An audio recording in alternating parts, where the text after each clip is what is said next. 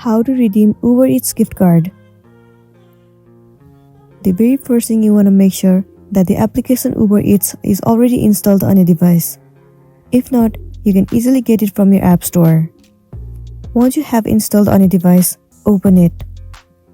And then enter your login credential and sign in to your specific account. Once you have been signed in, it will land you on its homepage. Now what you want to do is head over to account at the bottom right corner and then click on wallet.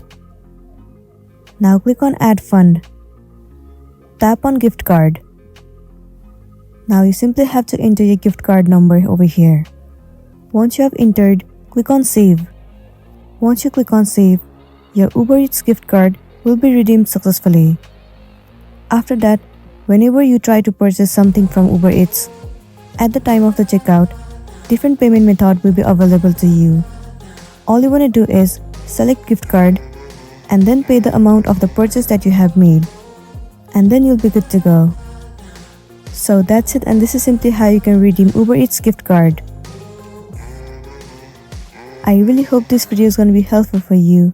Thank you for watching it till the end.